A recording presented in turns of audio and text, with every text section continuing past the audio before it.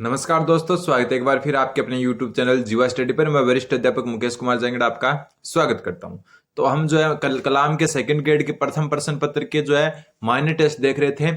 और जो है आपका आज का जो है माइनर टेस्ट 5 की तीसरी क्लास है, जिसमें क्वेश्चन 41 से देखेंगे। हम आज का पहला क्वेश्चन, निम्नलिखित में से कौन सा सुमेलित नहीं है। ठीक है, यहाँ पर एक तरफ चित्र शैली दी हुई, एक तरफ प्रमुख वृक्ष। ध्यान रखना, चित्र शैलियों में आपको एक तो ये वृक्ष पता होना चाहिए, एक आंखों की आकृति किसके जैसी थी हर एक शैली में वो पता होना चाहिए। दूसरी बात जो है यहाँ पर आपका जो है रंगों का प्रयोग कौन से का हुआ वो पता होना चाहिए। और एक जो है किस पशु या पक्षी का जो है चित्रण सर्वाधिक किया गया। तो ये चार चीजें आपको हर एक चित्र शैली से पता होनी चाहिए। तो यहाँ पर जो है सुमेलित नहीं पूछा है, चित्र शैली सामने प्रमुख जो है वृक्ष दिए हैं। तो उदयपुर शैली कदम वृक्ष, तो ये बात बिल्कुल सही है। ठीक है, फिर जोधपुर शैली, जोधपुर शैली आम के वृक्ष, बिल्कुल सही है।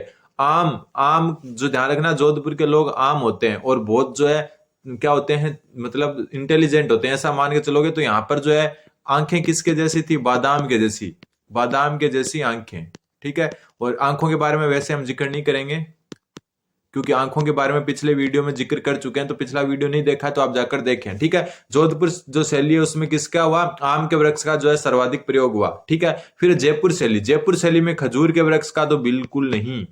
ठीक है, जयपुर शैली में कौन से वृक्षों का सर्वाधिक हुआ, तो पीपल या बरगद, किसका, पीपल या बरगद के वृक्ष का सर्वाधिक प्रयोग हुआ। ध्यान रखना, जयपुर शैली में सर्वाधिक जो है पीपल या बरगद के पेड़ का जो है यूज हुआ है। और इसके अलावा जो है जयपुर शैली के अलावा जो है ये अलवर शैली में भी यही देखने को मिलता है। ध्यान रखना, अलवर और जयपुर शैली में पीपल या बरगद के वृक्ष का सर्वाधिक प्रयोग हुआ है। फिर खजूर कहाँ हुआ है, तो खजूर आपका हुआ कोटा व बूंदी में। ठीक है, कोटा व बूंदी में जो है जो चित्र शैली है, कोटा बूंदी चित्र शैली, उसमें सर्वाधिक खजूर के वृक्षों का प्रयोग हुआ है। जयपुर में हुआ है पीपल और बरगद। तो सुमेलित नहीं पूछा था, तो तीसरा सुमेलित नहीं है, क्योंकि जयपुर और खजूर सुमेलित नहीं है। फिर किशनगढ़ शैली, किशनगढ़ शैली में केले के वृक्ष का, और इसके साथ ही जो है नाथ द्वारा शैली में भी यही हुआ है, मतलब नाथ द्वारा शैली में भी केले के वृक्ष का प्रयोग हुआ है।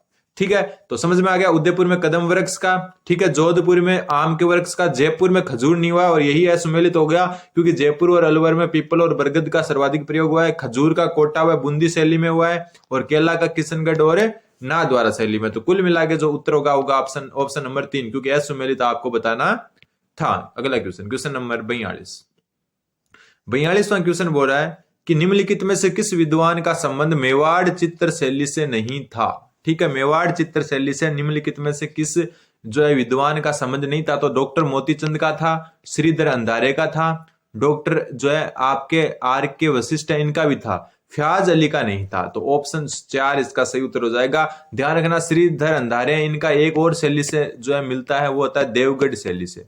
देवगढ़ जो चित्र शैली है या उपशैली है, उससे भी जो है किससे भी, वो भी किससे संबंधित है, श्रीधर अंधारे से। आपको मेवाड़ पूछे या ना पूछे, ये देवगढ़ पूछ सकते हैं, क्योंकि ये क्वेश्चन आ चुका है कि देवगढ़ जो शैली है या देवगढ़ उपशैली है, इसको प्रकाश में लाने का श्रेय किसको जाता है, प्रकाश में लाने का श्रेय। ये क्वेश्चन आने लायक है, लाने का श्रेय देवगढ़ शैली या उपशैली को प्रकाश में लाने का श्रेय। तो प्रकाश में कौन ला रहे हैं, अंधारे जी, मतलब अंधेरे से प्रकाश की तरफ ले जा रहे हैं। तो श्रीधर अंधारे जो है मेवाड़ से भी संबंधित है चित्र शैली से, और देवगढ़ जो चित्र शैली है उससे भी संबंधित है। और देवगढ़ चित्र शैली को प्रकाश में लाने का जो श्रेय है वो भी किसको जाता है, श्रीधर अंधारे को। ठीक है, फयाज अली की बात कर लेते हैं। फयाज अली जो है आपकी किशनगढ़ शैली को जो है प्रकाश में लाने का श्रेय मिलता है। तो ये किशनगढ़ शैली से संबंधित है। ठीक है, तो अपने को पूछा था मेवाड़ से सुमेलित नहीं है, तो ऑप्शन 4 इसका सही उत्तर हो जाएगा। क्यों, क्योंकि जो फयाज अली हैं वो आपके किशनगढ़ शैली से संबंधित है। तो ये दो क्वेश्चन सबसे जो कॉमनली बनते हैं कि देवगढ़ शैली को प्रकाश में लाने का श्रेय तो श्रीधर अंधारे को, और जो है किशनगढ़ शैली को प्रकाश में लाने का श्रेय तो फयाज अली को। तो जो है ऑप्शन 4 इसका सही उत्तर हो जाएगा, क्योंकि मेवाड़ से संबंधित नहीं है, ये कहां से संबंधित है, आपके किशनगढ़ से संबंधित है। अगला क्वेश्चन, क्वेश्चन नंबर 43वां क्वेश्चन बोल रहा है कि शंकरदास, माधवदास, शिवदास, अमरदास चित्रशैला की किस शैली से संबंधित है, चित्रकला की किस शैली से संबंधित है। शंकरदास, माधवदास, शिवदास और अमरदास चित्रकला की किस शैली से संबंधित है। तो ध्यान रखना, जोधपुर शैली से। ये आपको सारे चित्रकारों को याद रखना है। वीर जी भाटी भी यहां से है। पिछली जो अपने क्लास ली थी उसमें हम बात भी कर चुके हैं रागमाला ग्रंथ का, ठीक है। रागमाला ग्रंथ अलग अलग जो है शैलियों में लिखा जो है बनाया गया था। जो है आपका जोधपुर शैली है उसमें वीर जी भाटी ने रागमाला ग्रंथ जो है या फिर उसको जो है चित्रित किया था। ठीक है। तो शंकरदास, माधोदास, आपको ध्यान रखना जिसके लास्ट में दास लग रहा है वो सारे के सारे कहां से हैं, जोधपुर से। और अगर सारे के सारे नाम मुस्लिम कलाकारों के हो ना, सारे के सारे नाम मुस्लिम कलाकारों के आ जाए ना तो उसको बीकानेर कर देना। और कल अपन ने पढ़ा था कमला और इलायची, कमला और इलायची जो चित्रकार थे या जो महिला चित्रकार थी वो किस शैली से संबंधित थी, पिछली क्लास नहीं देखी है तो जाकर देखें, वरना कमेंट करें कमला और इलायची जो महिला चित्रकार थी वो किस शैली से संबंधित थी। तो ध्यान रखना जिसके आगे दास लग रहा है ना वो सारे के सारे जोधपुर से। सारे अगर मुस्लिम दे दे तो वो बीकानेर ही उत्तर होगा उसका। ठीक है। क्वेश्चन नंबर 44, क्वेश्चन 44 बोल रहा है निम्नलिखित में से कौन सा आभूषण, निम्नलिखित में से कौन कौन से आभूषण महिलाएं सिर पर पहनती है, कौन कौन से जो आभूषण है महिलाएं सिर पर पहनती है। तो देखो रखड़ी है, रखड़ी भी कहां पहनी जाती है, आपकी सिर पर। ठीक है। जो आपका मेहमद है वो भी कहां पहना जाता है, सिर पर। टीकड़ा भी सिर पर पहना जाता है, लेकिन जो आपकी गोखरू होता है ना ये पहना जाता है कलाई पर। कहां पर पहना जाता है, हाथ की कलाई में। ठीक है। हाथ में पहना जाता है या फिर आप कह सकते हो कलाई में। ठीक है। तो यहां पर पूछा था महिलाएं सिर पर कौन कौन सा पहनती है, तो रखड़ी पहनती है, मेहमद पहनती है और टीकड़ा पहनती है, लेकिन गोखरू जो है हाथ की कलाई में पहना जाता है। तो ए बी डी, उत्तर क्या होगा आपका, ए बी डी। तो ऑप्शन नंबर जो है इसका कौन सा क्वेश्चन था, ये 44वें क्वेश्चन का ऑप्शन नंबर 2 हो जाएगा, ए बी डी। ठीक है। अगला क्वेश्चन, क्वेश्चन नंबर 45, निम्नलिखित में से सुमेलित नहीं है वो बताना है। क्या है, सुमेलित नहीं है। मोठड़े की पगड़ी, मोठड़े की पगड़ी क्या होती है, विवाह के अवसर पर पहने जाती है। बिल्कुल, मोठड़ा एक होता है ऐसे क्रॉसिंग छपाई वाली जो, ठीक है, ऐसे क्रॉसिंग छपाई वाली जो है पगड़ी होती है वो पहने जाती है विवाह पर। बिल्कुल सही है। लहरिया पगड़ी, लहरिया होती है श्रावण मास में, आपको पता ही है। लहरिया ऐसे एक ही रेखाएं होती है, मोठड़ा इसका क्रॉस हो जाता है, बस इतना ही अंतर होता है। ठीक है। लहरिया की साड़ी भी होती है वो भी श्रावण में पहनी जाती है। फिर मदिल पगड़ी, मदिल पगड़ी जो है आपकी होली पर नहीं पहनी जाती। मदिल पगड़ी मेवाड़ से संबंधित है, ध्यान रखना। और यह पहनी जाती है आपकी दशहरा पर। ठीक है। अलग से भी क्वेश्चन आ सकता है, मदिल पद जो पगड़ी है, मदिल पगड़ी कहां पहनी जाती है, मेवाड़ में। किस अवसर पर, तो दशहरा के अवसर पर। तो ऑप्शन होली जो है इसका गलत है, हो जाएगा। फिर है केसरिया पगड़ी, केसरिया पगड़ी युद्ध में, युद्ध में जो है जब योद्धा जो लड़ने जाते थे क्षत्रिय वो क्या है, केसरिया वस्त्र धारण करते थे और केसरिया ही पगड़ी पहनते थे। तो ये युद्ध में पहनी जाती है। पूछा क्या था, सुमेलित नहीं है, तो सुमेलित नहीं मदिल हो जाएगा, क्योंकि ये कब पहनी जाती है, दशहरा पर। ठीक है। अगला क्वेश्चन, क्वेश्चन नंबर 46। देखो मैं क्वेश्चन करवाता हूं ना, क्वेश्चन बोलता हूं उससे पहले आप उत्तर सोच लिया करो कि ये उत्तर हो सकता है या नहीं हो सकता। ठीक है। फिर जो है आप ध्यान रखना कि 20 में से आपके लगभग कितने सही होते हैं, क्योंकि अभी एग्जाम के टाइम ज्यादा नहीं बचा है, 2 महीने बचे हैं, तो अब आपको लगभग आ जाने चाहिए कि कितने सही हो रहे हैं। फिर राजस्थान के लोक नृत्य व उससे संबंधित क्षेत्र में संबंध में असंगत कथन बताना है। इधर लोक नृत्य दिए हुए हैं, इधर जो है संबंधित क्षेत्र दिए हुए हैं, आपको जो है इसमें सुमेलित नहीं है वो बताना है। अग्नि नृत्य, अग्नि नृत्य आपको पता ही है बीकानेर में किया जाता है। ठीक है, बिल्कुल सही बात। और ये जो जसनाती संप्रदाय है उसके द्वारा किया जाता है। ठीक है, जसनाती संप्रदाय के द्वारा। फिर है बिंदोरी नृत्य, बिंदोरी नृत्य ध्यान रखना अलग से क्वेश्चन आया हुआ है, ये मेवाड़ में नहीं होकर कहां पर है, झालावाड़ में, ध्यान रखना। ठीक है, ये क्वेश्चन अलग से आया कि बिंदोली, जो बिंदोरी नृत्य है, कहीं इनको बिंदोली भी लिखा जाता है, तो बिंदोरी नृत्य जो है आपका झालावाड़ से संबंधित है, मेवात से संबंधित नहीं है। तो ऑप्शन 2 ही इसका सही उत्तर हो गया, असंगत। बाकी देख लेते हैं बम नृत्य, बम नृत्य आपके कहां पर रहते हैं, अलवर भरतपुर में, ये क्वेश्चन भी बहुत बार आया। और गिंदड़ नृत्य जो है होली के अवसर पर कहां किया जाता है, शेखावाटी में। तो कुल मिला के पूछा था कि असंगत कौन सा है, तो ऑप्शन बी असंगत है। क्यों, क्योंकि ये कहां किया जाता है, झालावाड़ में। ठीक है, झालावाड़ में किया जाता है, मेवात में नहीं किया जाता। अगला क्वेश्चन, क्वेश्चन नंबर 47, 47वां क्वेश्चन बोल रहा है निम्न में से कौन सा नृत्य ग्रासिया जनजाति से संबंधित नहीं है, लूर, कूद, जीव चक्री, मोरिया। तो आपको जो है पता होना चाहिए, पिछली क्लास में हम ग्रासिया जाति के जो है जनजाति के पूरे नृत्य देख चुके। तो जो ग्रासिया से संबंधित कौन सा नहीं है, तो ऑप्शन 3 दीव चक्री संबंधित नहीं है। दीव चक्री किससे संबंधित है, भील जनजाति से। और एक होता है चक्री नृत्य, चक्री नृत्य किस जनजाति से है, तो कंजर जनजाति से। ठीक है, ये दोनों नाम ध्यान रखना अलग अलग है। दीव चक्री तो किससे है, भील से, और चक्री किससे है, कंजर से। बाकी लूर, वालर, कूद, मोरिया, मांदल, ठीक है, ये सारे के सारे ग्रासिया जनजाति से संबंधित हैं। क्वेश्चन नंबर 48, ठीक है, ये क्वेश्चन थोड़ा सा अलग से याद रख लेना आप, 48वां क्वेश्चन, क्योंकि इस क्वेश्चन में क्या बोल रहा है कि निम्न में से कौन से लोक नृत्यों के दौरान वाद्य यंत्र का प्रयोग नहीं किया जाता। मतलब किसी भी प्रकार का कोई वाद्य यंत्र, जो कोई भी गाना बजाना नहीं होता साथ में, कौन सा जो लोक नृत्य हैं, दोनों नाम याद रखना।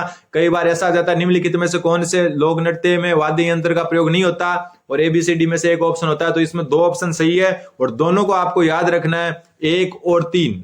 1 मिनट, 1 और 3, यानी वाल्लर और कूद नृत्य, ये दो ऐसे नृत्य हैं जिसमें वाद्य यंत्र का प्रयोग नहीं होता है। ठीक है, वाल्लर और कूद नृत्य में जो है आपका वाद्य यंत्र का प्रयोग नहीं होता है। इंपॉर्टेंट बनता है, दोनों नोट कर ले, दोनों में से कोई एक जरूर आ सकता है कि निम्नलिखित में से किस जो नृत्य में वाद्य यंत्र का प्रयोग नहीं होता, तो वाल्लर में भी नहीं होता और कूद में भी नहीं होता। अगला क्वेश्चन, क्वेश्चन नंबर 49, दादू दयाल जी के बारे में जो है ये दिया हुआ है, निम्नलिखित कथनों पर विचार करना है और सत्य बताना है। दादू जी ने 1585 में मुगल सम्राट अकबर से फतेहपुर सीकरी में भेंट की, तो बिल्कुल सही बात है।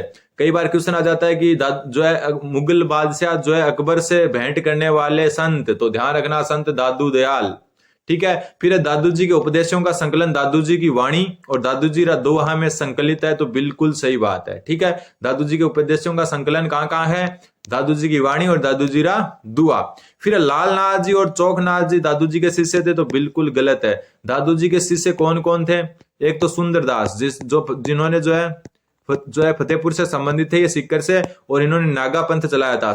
इनके अलावा जो है गरीबदास, कौन है, गरीबदास, और एक आधे दुल्ले के बेस में कौन से होते हैं, रजब जी। ठीक है, आधे दुल्ले के बेस में जो कौन से संत रहते हैं, रजब जी, वो भी इन्हीं के शिष्य थे, आधे दुल्ले के बेस में रहते हैं ये हमेशा। ठीक है, और फिर आता है एक नाम याद रखना आपका, बखका, क्या नाम है, बखका या बक्सना, ऐसा कुछ नाम, बखना, सॉरी बखना, याद आ गया मेरे को, ये क्या नाम है, बखना। ठीक है, सुंदरदास, गरीबदास, रजब जी जो दुल्ले के बेस में रहते हैं, ध्यान रखना दुल्ले के बेस में रहते हैं, और आधा विवाह हुआ था इनका। ठीक है, आधा विवाह हुआ था इनका, और जो ये दुल्ले के बेस में रहते हैं, और ये दादू जी के शिष्य थे, और एक बखना जी जो है वो भी दादू जी के शिष्य थे। और दादू जी का प्रथम उपदेश सांबर में दिए, तो ये भी सही है, पहला दूसरा सही है, गलत कौन सा, तीसरा। ठीक है, पहला दूसरा तीसरा सही है, और सॉरी पहला दूसरा चौथा सही है और तीसरा गलत है, तो अपने को पहला दूसरा तीसरा सही करना है। तो 49 नंबर क्वेश्चन में जो है आपका तीसरा गलत करना है, तो 1 2 4 सही हो गए, क्योंकि संत जो है रजब जी, गरीबदास, सुंदरदास जो है इनके शिष्य थे। फिर मेवाड़ क्षेत्र में दीपावली के 15 दिन पहले लड़कियों द्वारा गाए जाने वाले गीत को क्या कहते हैं। ठीक है, अलग क्वेश्चन है, अच्छा क्वेश्चन है। मेवाड़ क्षेत्र में दीपावली से 15 दिन पहले लड़कियों द्वारा गाए जाने वाले गीतों को गढ़ल्यो कहते हैं। ध्यान रखना, एकदम नया क्वेश्चन है और इंपॉर्टेंट बन सकता है। एक तो गुड़ला नृत्य होता है जो चैत्र में किया जाता है, कहां पर, मारवाड़ में, लेकिन यहाँ मेवाड़ में है, और ये गुड़लो नहीं है, गढ़ल्यो है। गुड़लो तो होता है घोड़ा और गढ़लो होता है घड़ा पानी वाला। ठीक है, तो दोनों में अंतर है। गुड़लो तो चैत्र में जो है चैत्र में किया जाता है, मारवाड़ में, लेकिन ये गढ़ल्यो है। गढ़ल्यो नृत्य मेवाड़ में दीपावली के अवसर पर किया जाता है, ध्यान रखना, अलग से याद रखना। फिर राजस्थान में सती प्रथा निषेध किसने की थी। सर्वप्रथम सती प्रथा पर रोक किसने लगाई थी। सर्वप्रथम सती प्रथा पर रोक लगाने वाली रियासत का नाम, तो यह भी ध्यान रखना आपके, सती प्रथा पर सर्वप्रथम रोक लगाने वाले कौन थे, जयपुर रियासत। ठीक है, जयपुर रियासत, सवाई जय सिंह। ठीक है, सवाई जय सिंह जो है सती प्रथा पर रोक लगाने वाले सर्वप्रथम जो निषेध की थी वो जयपुर रियासत ने की थी। अगला क्वेश्चन, क्वेश्चन नंबर 52, सागड़ी प्रथा से क्या अर्थ है। देखो सागड़ी प्रथा, अभी ऑप्शन देखिए आपके मन में उत्तर आ जाना चाहिए, क्योंकि अभी तैयारी आपकी अच्छी हो चुकी होगी। सागड़ी प्रथा क्या होती है, खेतों व घरों में काम करने वाले बंधुआ मजदूर, इस प्रथा को दूसरा कहते हैं बंधुआ मजदूरी। ध्यान रखना, बंधुआ मजदूरी, बंधुआ पहले चलती थी सागड़ी प्रथा, जिसमें क्या होता था, दास बना के रखते थे लोगों को, और उससे सागड़ी प्रथा के तहत बंधुआ मजदूरी करवाई जाती थी। तो खेतों व घरों में काम करवाने वाले बंधुआ मजदूर है वो किससे संबंधित थे, सागड़ी प्रथा से। एक लड़की की शादी में दहेज में भेजी गई कुंवारी कन्याएं, ये भी एक कुप्रथा थी, इसको कहते थे डावरिया। इन कन्याओं को क्या कहते थे, डावरिया प्रथा, और ये कन्याएं डावरिया कहलाती थी और ये प्रथा कहलाती थी डावरिया प्रथा। ठीक है, जो पहले लड़कियां की शादियां होती थी ना, बहुत पहले राजा महाराजाओं के टाइम, उसमें दहेज में जो है कुंवारी कन्याएं भेजी जाती थी, जिनको डावरिया कहते हैं। ठीक है, खेतों में घरों पर काम करने वाले बंधुआ मजदूरी को क्या कहते हैं, सागड़ी प्रथा। अगला क्वेश्चन, क्वेश्चन नंबर 53, निम्न में से कौन सा एक हाथ का आभूषण नहीं है। हाथ में पहने जाने वाला आभूषण कौन सा नहीं है। तो देखो आपको कुछ आभूषण तो याद होना ही चाहिए, जैसे चाटा मारते हो, किससे मारते हो, हाथ से, तो हाँ ये हाथ का ही है। नौगरी भी हाथ से है, गजरा भी क्या है, हाथ से संबंधित है। ठीक है, एक जो है गजरा जो होता है बालों में लगाने वाला वो अलग चीज है, लेकिन राजस्थानी आभूषणों की बात हो रही है, यहाँ पर बॉलीवुड के आभूषणों की बात नहीं हो रही। तो गजरा जो है वो भी कहाँ पहना जाता है, हाथ में पहना जाता है। फिर जो है आपका जो बचता है कि कौन सा बारी, बारी कहाँ पहना जाता है। रीट 2023 में आया हुआ क्वेश्चन है ये मेंस पेपर में, बारी आभूषण पहना जाता है आपका नाक में। ठीक है, कई बार क्या था, ये क्वेश्चन मेरा गलत हो गया था उस टाइम, और अभी जिंदगी भर नहीं भूलूंगा मैं इसको। क्यों? क्योंकि मैंने इसको बारी को बरी पढ़ लिया था, इंग्लिश वर्जन जो है इस वर्जन के कारण इसको बरी पढ़ लिया था, और बरी तो मैंने सर कर दिया। क्यों? बरी जो होती है ना, बरी जो होती है ना अपने मतलब शादियों में बरी पहनती है दुल्हन, वो समझ के मैंने इसको सिर कर दिया, वरना ये बारी था, क्योंकि हिंदी में इसको बरी लिखा हुआ था और इंग्लिश में BARI लिखा हुआ था, तो उसकी वजह से जो है कंफ्यूज हो गया था। तो ध्यान रखना, बारी जो है नाक में पहना जाता है। तो ऑप्शन 4 इसका जो गया, आभूषण हाथ में नहीं पहना जाता। अगला क्वेश्चन, क्वेश्चन नंबर 54, पुरुषों का एक आभूषण है, निम्नलिखित में से पुरुषों का एक आभूषण है। तो ध्यान रखना, तगड़ी जो है महिलाएं कमर पर पहनती है, भंवरकड़ी भी जो है महिलाओं का है, और ओगनिया भी महिला का है। तो नरमुख इसका सही उत्तर होगा। अब देखो नरमुख कहाँ पहना जाता है, तो ये हाथ में। ठीक है, नाम नरमुख है, पहना हाथ में जाता है। और एक जो है मुर्किया, दो ही इंपॉर्टेंट बनते हैं पुरुषों में, वरना और तो जो है नॉर्मल होते हैं और पूछे भी नहीं जाएंगे। अगर पुरुषों के आभूषण पूछे जाएंगे तो या तो नरमुख पहना पूछा जाएगा जो पहना जाता है हाथ में, या मुर्किया, ये सोने के बने होते हैं, ध्यान रखना, सोने के छल्ले होते हैं जो कान में पहने जाते हैं। ठीक है, कहां पर पहने जाते हैं, कान में। तो पुरुषों के आभूषण में ये दो ही इंपॉर्टेंट बनते हैं, नरमुख जो हाथ में पहना जाता है, मेन तो ध्यान रखना नरमुख हाथ में पहना जाता है, और मुर्किया जो है कान में पहने जाते हैं। मुर्किया से कई बार क्वेश्चन आ चुके हैं, तो नरमुख इस बार हाईलाइट हो सकता है। अगला क्वेश्चन, क्वेश्चन नंबर 55, महिलाएं रमजोल कहां पहनती है या धारण करती है। तो रमजोल जो है आपका कहां पहना जाता है, तो पैरों में। ध्यान रखना, रमजोल एक पायल टाइप से होता है जो पैरों में पहना जाता है। ऑप्शन सी जो है इसका सही उत्तर हो जाएगा, 3 नंबर ऑप्शन। अगला क्वेश्चन, क्वेश्चन नंबर 56, निम्न में से बखेर का संबंध है। बखेर कौन एक प्रकार की रीति या रिवाज में आता है ये, तो ये जो है आपका अंत्येष्टि संस्कार से संबंधित है, यानी कि मृत्यु संस्कार से संबंधित है। और बखेर होती है जब व्यक्ति की मृत्यु हो जाती है, तो उसको जब शमशान घाट ले जाते हैं, तो रास्ते में जो पैसे या फूल वगैरह बिखेरते हैं उसको कहते हैं बखेर। तो ये अंत्येष्टि या मृत्यु संस्कार से संबंधित है। फिर 57, एक तरफ जो है संस्कार दिए हुए हैं शादी के, ठीक है, शादी वाले संस्कार दिए हुए हैं, विवाह के जो है संस्कार दिए हुए हैं। दूसरी तरफ है आपका जो है उसका मतलब दिया हुआ एक्सप्लेनेशन की क्या होता है, तो युग्म सुमेलित नहीं है, वो पूछना है। हथ बोलनो, हथ बोलना दुल्हन का प्रथम परिचय, तो बिल्कुल सही बात है। ठीक है, हथ बोलनो का मतलब है दुल्हन का प्रथम परिचय। फिर होता है ओलंदी, वधु के साथ उसके पियर से आया निकट संबंध, यानी कि शादी के बाद जब वधु अपने ससुराल जाती है तो उसके साथ जो है एक ये दो लड़की आती है उसके पियर से, उनको कहते हैं ओलंदी। तो ठीक है, बिल्कुल सही है। फिर टूंटिया, टूंटिया होता है बारात के स्वागत की एक रस्म, तो बिल्कुल गलत है। टूंटिया होता है एक लोक नाट्य टाइप से जो है नकली विवाह का जो है बारात जो है रवाना होने के बाद में एक नकली विवाह का समांग रचा जाता है, उसको कहा जाता है टूंटिया। तो ये क्या हो गया आपका, गलत हो गया। तो ऑप्शन गलत ही पूछा था, तो 3 इसका सही होगा। बारात के स्वागत को क्या कहते हैं, बारात के स्वागत को क्या कहते हैं, सामेला। ठीक है, सामेला कहते हैं। और अलग अलग तरह के स्वागत होते हैं, लेकिन एक स्वागत होता है जिसमें सामेला होता है। फिर नांगल, नांगल नवनिर्मित जो है गृह उद्घाटन की रस्म है, तो बिल्कुल सही है। नांगल क्या कहा जाता है, जो नए घर का गृह प्रवेश करते हैं उसको नांगल कहते हैं। तो ध्यान रखना, टूंटिया जो है बारात के स्वागत से संबंधित रस्म नहीं है, तो ये क्या हो गया, गलत। और यही आपका उत्तर हो गया, क्योंकि अपने को गलत ही बताना था। क्वेश्चन नंबर 58, 58वां क्वेश्चन क्या बोल रहा है, 58वां क्वेश्चन बोल रहा है, निम्न में से सेवरो, भात, हथलेवा, जल्ला आदि गीत किस अवसर पर गाए जाते हैं। तो अभी भात, हथलेवा किसी एक नाम से पता चल जाता है भात, और भात कौन से अवसर पर होता है, विवाह के अवसर पर। तो ऑप्शन जो है 58 में 3 हो जाएगा, विवाह के अवसर पर भात, हथलेवा, जल्ला जो गीत गाए जाते हैं। फिर है 59 नंबर क्वेश्चन। 59 क्वेश्चन बहुत इंपॉर्टेंट क्वेश्चन बनता है। कैसे इंपॉर्टेंट बनता है अभी देख लेना। निम्न में से कौन सा बच्चों का एक खेल गीत नहीं है, तो इसका उत्तर हो जाएगा ऑप्शन ए, हर रो हिंडोलो। क्योंकि ये जो है वृद्ध व्यक्ति की मृत्यु के बाद में गीत गाया जाता है। वृद्ध व्यक्ति की, अब नाम से तो ऐसे लग रहा है व्यक्ति के मृत्यु के बाद, मृत्यु के 1 मिनट बाद गाया जाने वाला नाम देखो, हर रो हिंडोलो। अब अपने को ये क्वेश्चन नहीं आता ना, तो अपन हिंडोलो देखते हैं कि कोई वो हिंडा होता है ना, मतलब झूला, उससे संबंधित है, और अपन इसका बच्चों का ही समझ लेते हैं ना। इंपॉर्टेंट हो गया ना क्वेश्चन।